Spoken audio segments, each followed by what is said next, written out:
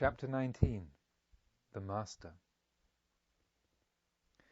And the Lord Buddha said, "The Tathagata, the fully enlightened one, set the wheel of the Dharma rolling at Benares, beside the rock of the Prophet, in the grove of the gazelles.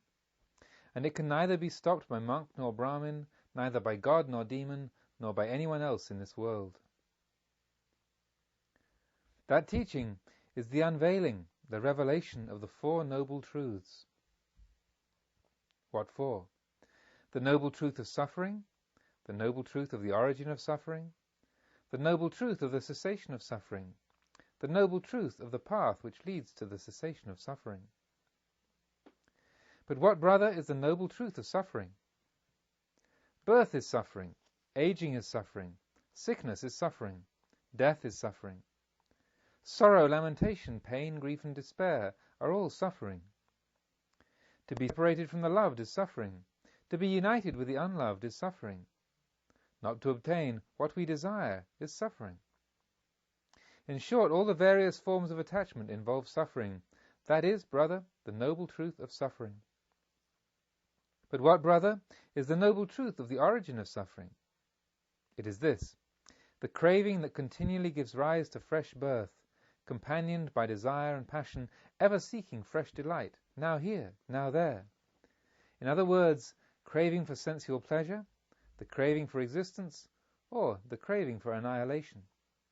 That is, brother, the noble truth of the origin of suffering. But what, brother, is the noble truth of the cessation of suffering?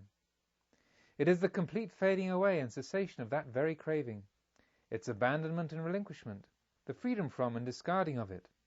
That is, brother, the noble truth of the cessation of suffering.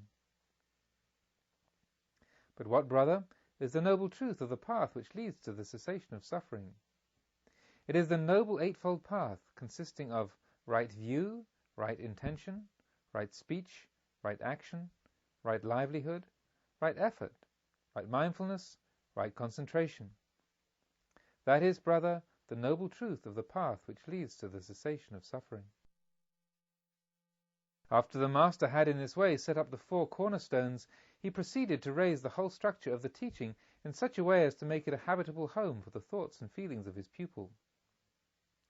He elucidated each separate sentence as a skilled mason hews and polishes each individual stone, and just as one lays one stone upon another, so did he join sentence to sentence, everywhere laying down the foundations carefully, and fitting each sentence into its own proper place, in its due relation to every other.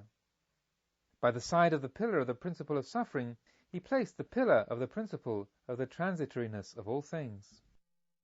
And as an entablature joining the two, while supported by and overarching them, he added the weighty principle of the selflessness of phenomena. Through this mighty portal he ascended, leading his pupil circumspectly, step by step, several times up and down the well-built stair of the fundamental law of conditionality, dependent origination, everywhere establishing and perfecting. And just as an able builder, when erecting some magnificent structure, adds pieces of statuary at suitable points, and in such a way that they serve not only as ornaments, but also as bearers of supports, so too the Master at times introduced an amusing or ingenious analogy, conscious that by such a method the veiled meaning of many a profound utterance can become clear. Finally, however, he summed the whole up, and at the same time, as it were, covered the structure over by placing upon it a resplendent, far-seen dome in the words, "By attachment to existence, friend, one comes into existence. Lacking such attachment, one comes into existence no more." And in the seeker who is nowhere held fast by such attachments, there grows, amid the unclouded cheerfulness of inner peace, this realization: my deliverance is unassailable. This is the last birth of all. Now there will be no more coming into any state of being. The one who has come thus far awakens to the highest wisdom, and this, friend, is the highest, holiest wisdom: to know that all suffering is ended. One who has found this has found a freedom which stands true and inviolable, for that which is deceptive and fleeting is false, my friend, and that which has an undeceptive nature is the supreme noble truth, that is to say, nirvana. And one who from the very beginning was subject to birth, the changes of age and to death, marking well the remorselessness of the law of nature, now wins the safety that knows no birth, no aging, and no death. One who is subject to sickness and corruption thus reaches the assurance that knows no change, that is pure and holy. Such a one knows, with absolute certainty, birth is destroyed. The knowledge of freedom is clear. The holy life has been fulfilled. What had to be done has been done. There is no more of this to come. The world has been utterly transcended. Such ones, my friend, are called finishers, because they have finished and made an end of all suffering. Such ones, my friend, are called obliterators, because they have obliterated the delusion of I and mine.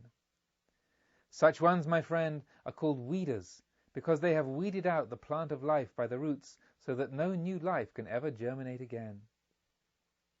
So long as they are in the body, such ones are seen by gods and humans. But when the body is dissolved in death, they are no longer seen by anyone at all.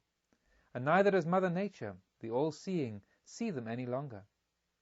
Such ones have indeed blinded the eye of Mara, escaped from the evil one, the lord of illusion in the sensory world. Crossing the stream of existence, they have reached the island, the only one, that lies beyond aging and death, Nirvana.